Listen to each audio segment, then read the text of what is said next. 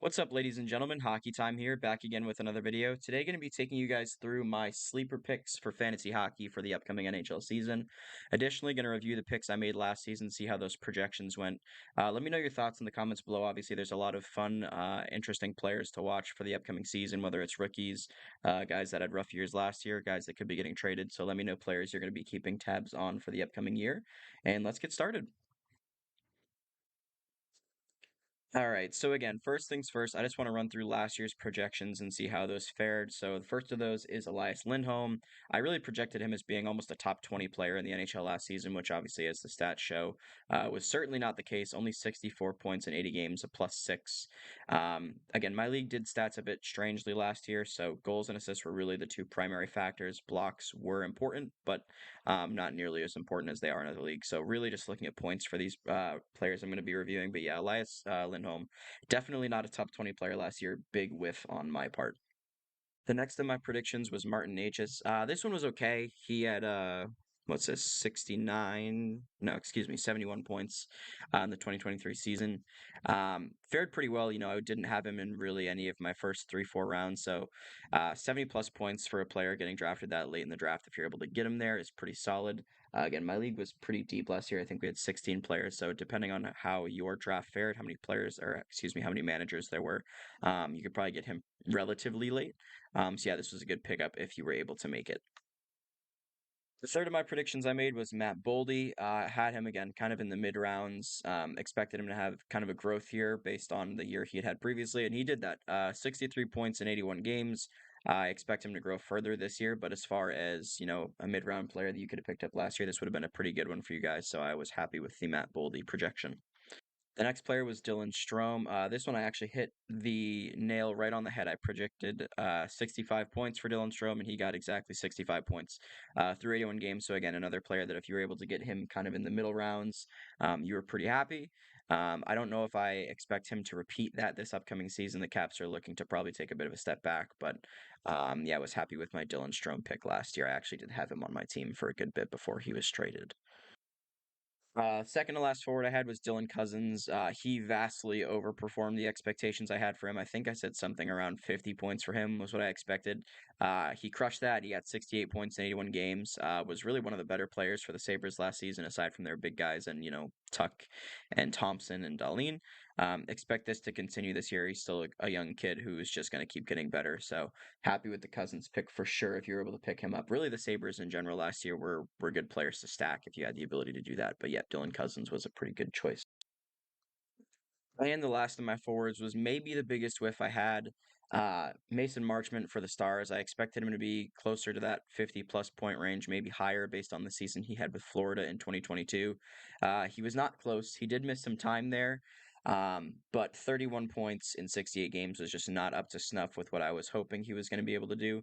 We'll see if he can bounce back this season. But yeah, Mason Marchment was one of my bigger misses last year, aside from one of the goalies that we'll discuss in a second. Right. So the first of the defensemen I picked was Neil Pionk. So looking at face value, his numbers weren't fantastic. However, I projected him to go, I want to say like round 14 or something like that. So if you're able to get him around that time frame in your draft, this is actually not a horrible pick. Um, Again, he doesn't do a ton of the extracurriculars. He'll block some shots. He doesn't really play all that physically. So if you're in a league that had hits, um, probably not the best pick for you. But again, if you're able to get him in the later rounds as like maybe a fourth or even fifth defenseman last year, this is a pretty good one for you. But this is a player I'm probably going to be staying away from for this upcoming season. All right, so my last defenseman was Evan Bouchard. His regular season was okay. I had projected him to go probably above Neil Pionk, so if you picked him there, you might not have been super happy. But obviously, his playoff performance ended up being fantastic. This year, he's slotted out to be one of like a top 10 defenseman in a lot of leagues, depending on your scoring categories and just how your league's structured. So we'll see whether or not he's able to live up to that. I think that might be a bit too high of a standard for him. But all in all, last year, not really too high or too low on Bouchard. I think this projection was okay. Not the best one I made by any means, though. And onto the goalies. So this one was a bit of a tough one, probably the worst projection I made all year. I had John Gibson as a quote sleeper goalie. 52 starts, only 14 wins. Obviously, the Ducks were terrible. As you can see here, his stats were pretty terrible as well. And again, a lot of this depended on how your goalies were structured.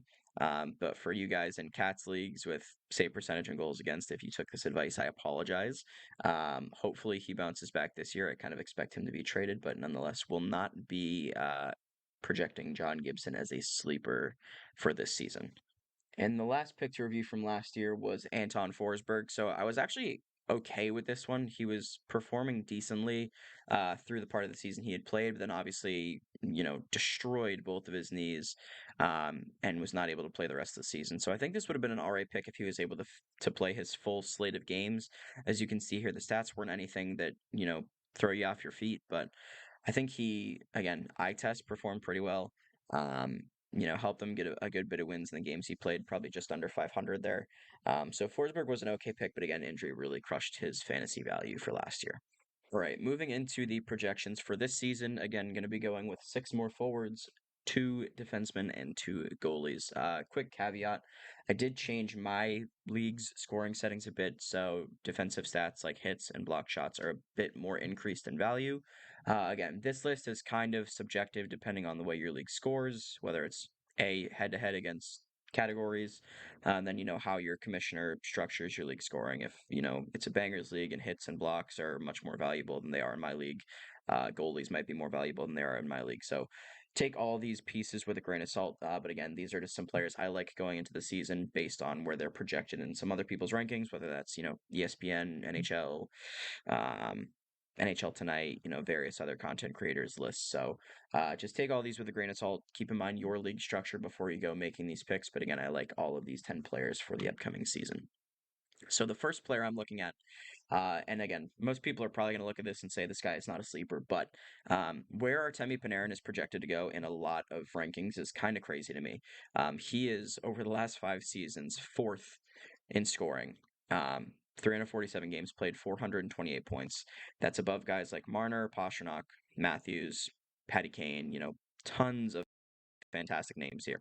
The big one, obviously, that stands out is Kucherov down here because he's only played 279 games. But nonetheless, I really like Panarin for this year. I think the Rangers are still going to be a powerhouse in the East.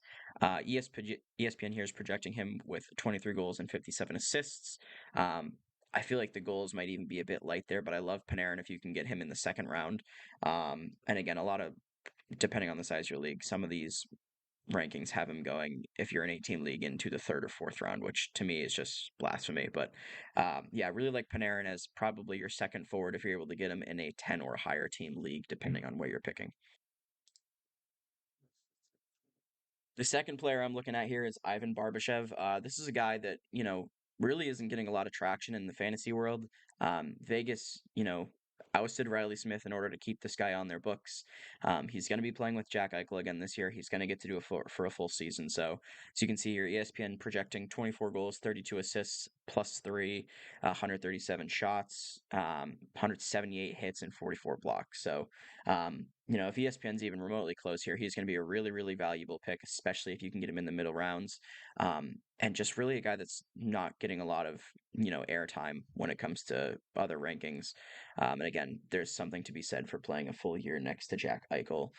If that's the case, if he slides down the roster, then, we have a different conversation here. But I really do like Ivan Barbashev as a guy who's, in the later rounds should still be available depending on the size of your league.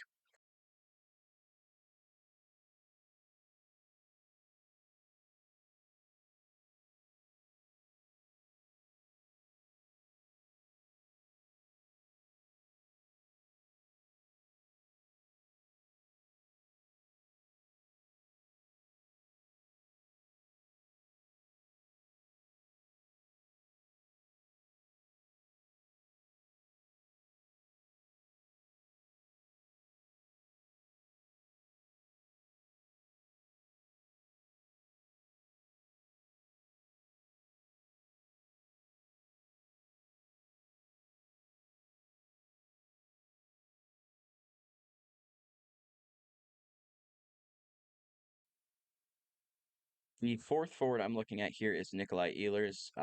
One thing to project here, keep an eye out, I guess, for is ESPN only projecting him to play 60 games. So keep his health in mind, obviously, when you're picking him. But if he is able to stay healthy, he's projected to be on the first line with Mark Scheifele and Kyle Connor, which frankly is going to be one of the more underrated first lines in the league if it sticks. He's still got speed. He can still shoot.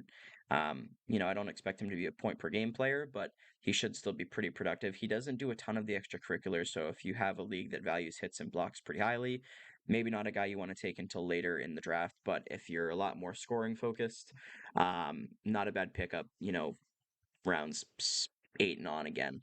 But I do think if he can stay healthy and that line stays together for a good chunk of the year, he's going to get a lot of points, and I think he'll be well above this 48-point projection that ESPN's got for him. So keep an eye out for Nick Ehlers for sure. The fifth forward I have on this list is Nazem Kadri. A bit of a rough year on Calgary last year, but I mean, that was sort of the case for everybody. Again, depending on where you're doing your league, this could vary a bit, but ESPN projecting him to only play 68 games and only collect 36 points, which I think is a bit hilarious. He's going to have a bounce back year. I think he'll probably be in the 60 plus point club again. Going to be center one or two, depending on where new coach has them playing. And he does a lot of the extracurriculars, not to a crazy extent, but he's Nazem Kadri, so he's going to get his hits in when he gets the chance, but not going to be a huge volume guy when it comes to hitting. So just keep an eye out for that. Again, if your league values hitting, he might not be the best player to go for, but I do think that he should eclipse that 60-point mark again. I do think his plus minus will end up being positive. I don't know. I'm a bit more bullish on the Flames than some other people might be, but for me, Kadri is a good late round pick again because of the season he had last year and because of the way the Flames played last year. He's not projected to go very high in most leagues, regardless of how the scoring structured. So keep an eye out for him. Should be available beyond round 10 in a lot of leagues. All right, the last player I'm going for, similar to last year, my last forward is going to be kind of the biggest gamble on the board, and that is going to be Jacob Vrana. As you can see, last year only 25 games played, so a lot of this is assuming that he stays A, healthy, and B, out of trouble. But we've seen from his years in Washington the skill that he has and what he's capable of doing. He can be a 60-point guy if he gets the ice time, plays with the right people, and keeps his head on straight. So I like Vrana. He's one of those guys that, most managers are not going to be interested in just because there's a lot of risk associated with him.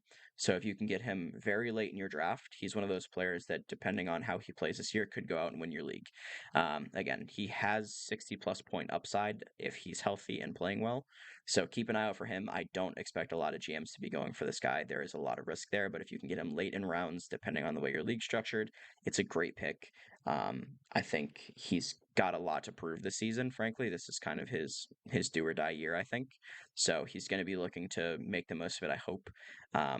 Personal kind of Jake Vrana fan, so um, hope to see him bounce back. I do like him for fantasy this year, and I do think he'll be available very late in most drafts. So keep an eye out for Jake Vrana.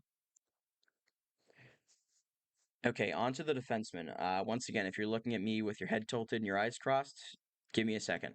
I know Mikhail Sergachev is not a true sleeper in the sense of what a sleeper is. However, he's still projected to go behind A, his teammate Victor Hedman, who is getting older, and B, just a lot of guys that do the same thing he does. As you can see here, ESPN projecting 79 games played and 67 points for a defenseman. That is fantastic. I expect him to start to play the lion's share of the minutes. I think him and Hedman will be right around the same boat as they have been. Hedman's still the guy there, but the difference in their time on ice has been getting closer and closer as the seasons go along. And frankly, he's just a fantastic young defenseman. Relatively young defenseman, I should say. It feels like he's been in the league forever. I think he's only 25, um, which feels weird just saying, but nonetheless, he does a bit of everything, as you can see here. Projected 67 points, 145 hits, 157 blocks. So he's one of those guys that will literally do everything for you. If you have plus minus, that's not going to be an issue. So he's one of those guys that probably should be a top 10 defenseman and is really getting projected closer to 15 or 20. So he's one of those guys that if you pick a forward with your first two picks and you're looking for a really good number one defenseman in your third draft slot, Sergachev could be your guy. He's probably not going to go as a top 10 defenseman in most leagues. They're going to be looking at guys still like Heiskanen, Makar, Dahlin, Yossi, all those real big name guys. But Sergachev is one of those guys that will provide a ton of value, especially if you can get him in rounds 3 and 4, depending on the size of your league. So keep an eye out for him as a potential number one defenseman for a lot of teams this year. All right, the second defenseman I have on this list this year, much more of a true sleeper pick, is Gustav Forsling. Normally would not have him on a sleeper pick, I think, or a sleeper list. I think he does provide good value regardless. But the biggest thing for him this year is the injuries to Brandon Montour and Aaron Ekblad. He's going to be on the first pair until one or both of them are healthy, which means he's going to be playing top pair minutes. He's going to be probably running the power play. He's going to be given a lot of opportunities that he would not otherwise be seeing unless, players like Ekblad and Montour are injured. So he's one of those players that you could look to move a couple weeks into the season once those two guys are back and healthy because he's going to have a lot more points than he would otherwise have with them in the roster. So look to pick him up kind of mid rounds again as your maybe fourth, fifth defenseman. Um, Again, depending on the size of your leagues. And then, if he has a good start to the season and Ekblad and Montour are coming back soon, he's a guy that you could look to trade while his value is increased. So I really like Gustav Forsling as kind of a movable piece throughout the year. But regardless, I do think he has some good upside because of the injuries to Barkov and to Brandon Montour. All right, last part on to the goalies. The first is Jonas Korpisalo. The goalies were a bit weird this year. There's not a ton of true sleepers. There's kind of your top tier guys, Sorokin, Shesterkin, Vasilevsky, Georgiev, and Ottinger are really like top five in most leagues. And then beyond that, there's kind of this like structured, tier two or B tier or whatever. And beyond that, it kind of turns into a mess, but there's not a ton of real sleepers. So Korpisalo is the first on this list. He had a good end to the year in LA last year. As you can see here, 914 save percentage and a 287 goals against through 37 games. I do expect him to be the guy in Ottawa to start the year. Obviously, they didn't pay him $5 million a year to sit on the bench, I would hope. So, again, as I've said in previous videos, Korpisalo to me is one of those guys that really rides momentum. So if he's confident in his game and he knows he's the guy on a team, he's going to play well. And I think that is going to be the case for him in Ottawa here. So, um, I like him. Again, it kind of depends how your league structured. If you're in a Cats league, obviously you can see the projected save percentage and goals against here. He might not be the best for a Cats league, but if you're just going straight head-to-head points, depending on how your goalies are scored, he's going to get the playing time. He's going to face a decent shot volume, and he should probably get a decent amount of wins as well. So, again, all this depends on how your goalies are scored. I know every league does this a bit differently, but I like Jonas Korpisalo as a sleeper for this season. Right, and the last player on this list for the 2023 season is going to be Jacob Markstrom again, another player that most of you guys are going to be looking at me with your head crooked. Jake Markstrom, again, not a true sleeper in the sense of what a sleeper should be, but again, the way that goalies are getting picked this year, he's not really in that top tier, and a lot of times he's not being considered as one of the top guys in that second tier of goalies, so I really think he should be. Again, I'm probably a bit more bullish on the Flames than some other people are, but I think Markstrom bounces back. The numbers they're here in front of you. He didn't have a good year last year.